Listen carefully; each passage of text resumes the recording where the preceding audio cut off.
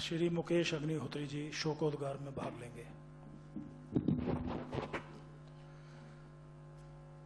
आदरणीय अध्यक्ष महोदय, हिमाचल प्रदेश की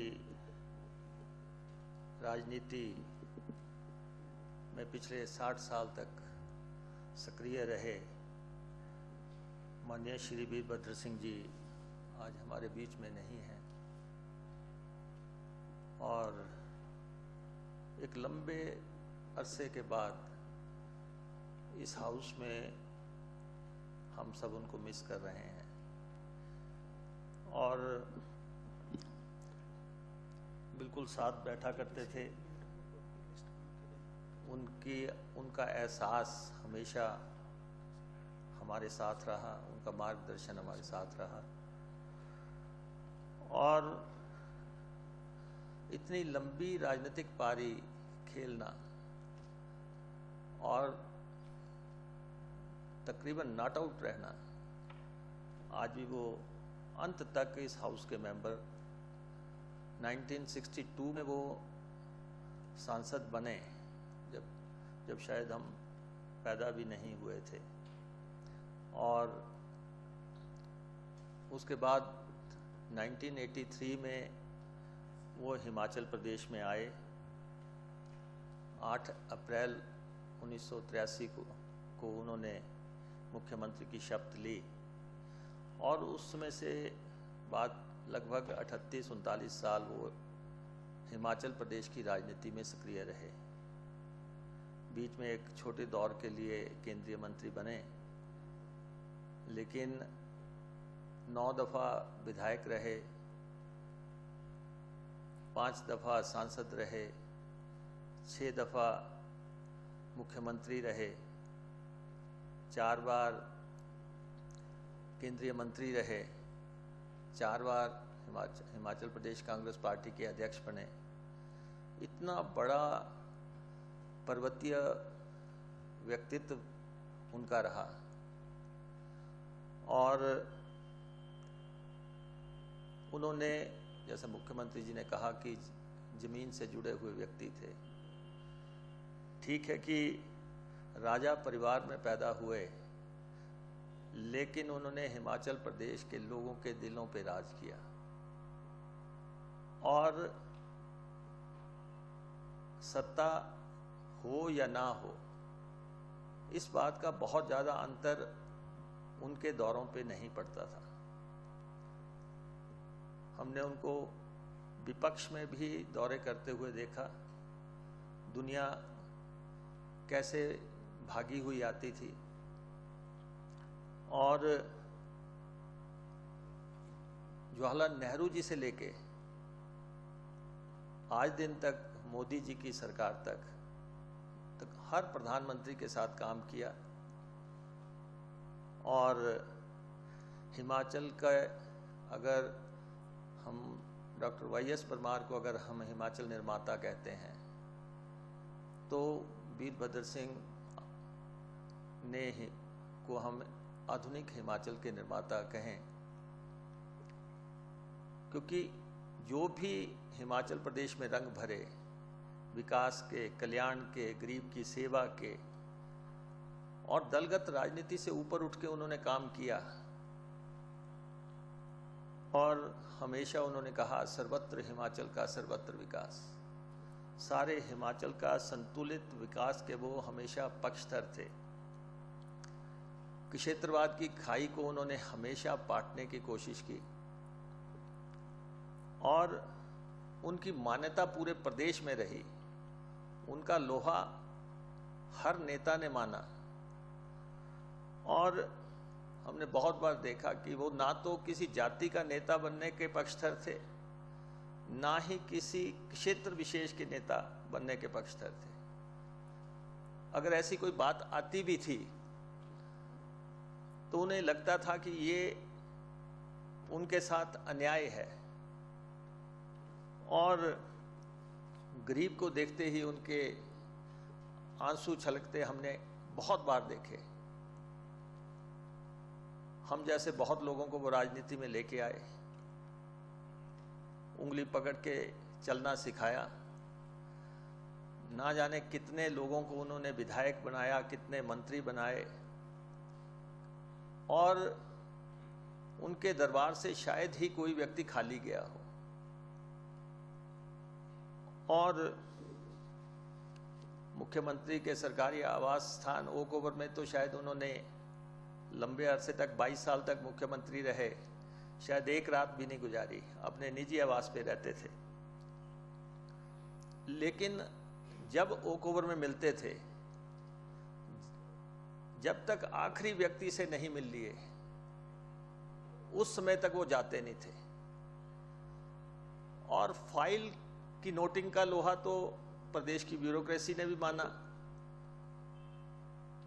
और वो सबसे बड़ी बात है कि जो लूज डाक करने में जितनी उनको पेशेंस थी, जो कागज पकड़ाए जाते हैं, मुख्यमंत्री को एक एक कागज दिया जाता है, उस लूज डाक को जिस ढंग से वो डील करते थे, वो देखने वाली बात थी। जिसने भी कागज पकड़ा दिया उस पे फैसला जरूर आया। और एक ऐसा मुख्यमंत्री का आवास, हॉली लॉज ऐसा आवास था जहां कोई भी व्यक्ति जो है बिना समय मांगे मिल सकता था। 24 घंटे घर खुला रहा और हर व्यक्ति के लिए सिक्योरिटी को बिल्कुल डायरेक्शंस रही ताउमर कि जब भी कोई आए उसको मिलाना जरूर है। इसलिए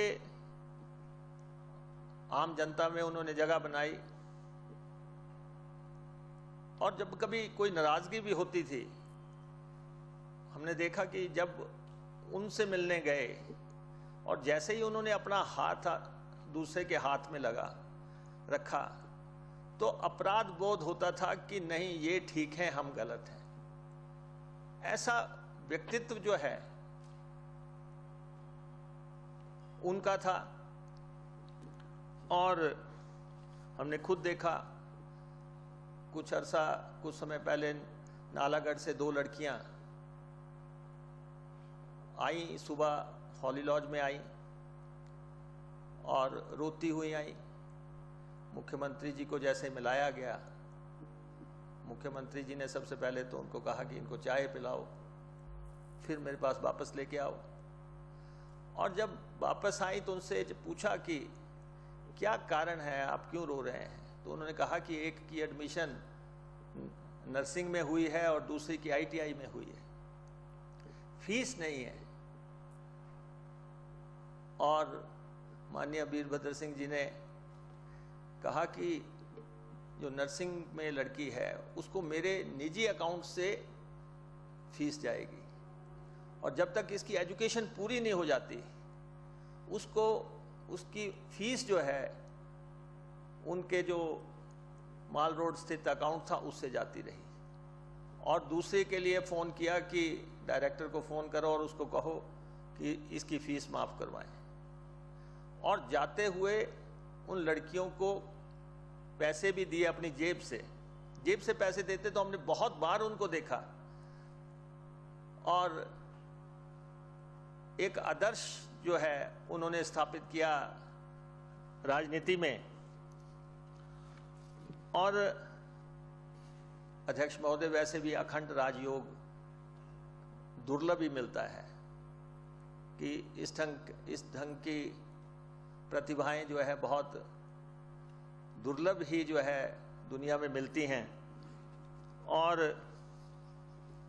हमने मंत्रिमंडल में भी उनके साथ मंत्रिमंडल में रहने का हमें सौभाग्य प्राप्त हुआ। हम अपने को बहुत सौभाग्यशाली मानते हैं कि हमने उनसे कुछ सीखा। और अध्यक्ष महोदय जब हिमाचल प्रदेश में आए, वनों के कटान के खिलाफ उन्होंने लड़ाई लड़ी और प्रदेश में पेड़ों के कटान को रोकने में उनकी बहुत बड़ी भूमिका रही। और जो गत्ते की पेटियां शुरू हुई उसमें उनका बहुत अहम योगदान रहा। अन्यथा जो है पेड़ कटते रहने थे पेटियों के लिए, और ये एक बहुत बड़ा काम हुआ जब लोकायुक्त हिमाचल प्रदेश में सबसे पहले आया, और उसमें उन्होंने सीएम को भी उसके एम्बिट में रखा कि ये सिर्फ मंत्रियों तक लागू नहीं होगा, मुख्यमंत्री भी उसके दायरे में आएंगे। और अध्यक्ष महोदय, ये कानून जब आया, माता पिता भ्रूण पोषण का कानून आया, हिंदुस्तान में सबसे पहले हमारी असेंबली में आया, इस असेंबली में आया कि जो लोग अपने बच्चों को, जो बच्चे अपने माँ बाप को पाल नहीं रहे हैं, उनको कानून के दायरे में लाके जो है माँ बाप की सेवा करवाई जाए।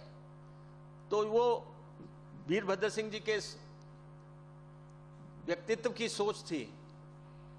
और इसी तरह धर्मांतरण का कानून भी जो है वो हिमाचल प्रदेश की असेंबली में लेके आए, जिसके बाद तो आरएसएस के लोग भी उनको जाके मिले और उनका इस तरह की साधारण प्रवृत्ति के व्यक्ति जो है, जिन्होंने 2 दफा एमएलए बनने के बाद भी ऐसा जीवन जिया है, हम उनको भी यहाँ श्रद्धा सुमन अर्पित करते हैं। और राम सिंह जी तो लगातार मिलते रहे यहाँ पे, कई दफ़ा बहुत अच्छी टोपियाँ उनके पास होती थी, वो भेंट भी करने आया करते थे, और एमएलएज के इश्यूज़ को लगातार, खासतौर पे पेंशन और दूसरे इश्यूज़ को वो उठाते थे। खासतौर पे अध्यक्ष महोदय, वीरभद्र सिंह जी ने एमएलएज के इंस्टीट्यूशन को बहुत मजबूत किया, और जो उनकी अंतिम पारी थी एज चीफ मिनिस्टर, जो एमएलएज के लिए वो कर गए, ना भूतो ना भविष्यति। जितना आज सैलरी मिल रही है, जितने भत्ते मिल रहे हैं, जितनी पेंशन मिल रही है, और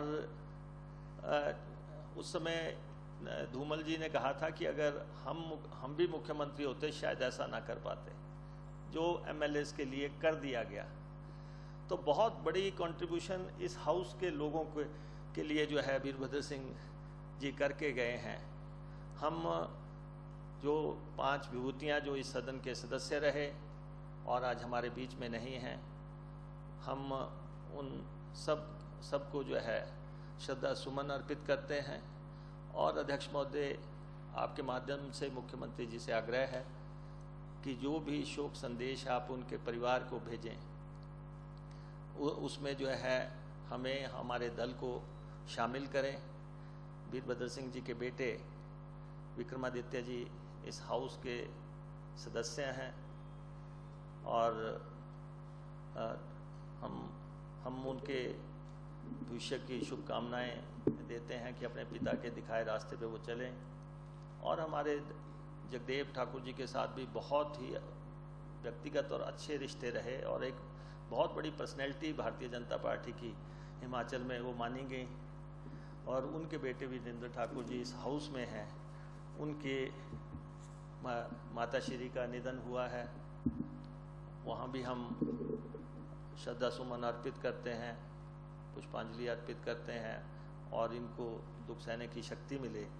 और इस दौरान जो मुख्यमंत्री जी ने इसमें ऐड किया है कोरोना डेथ्स को लेके, और जो लोग मारे गए हैं इस दौरान, और बारिश के दौरान जो नुकसान हुआ है, जितनी जानें गई हैं, उन सब लोगों को भी हम अपने दल की तरफ से इस सदन के माध्यम से जो है श्रद्धांजलि अर्पित करते हैं।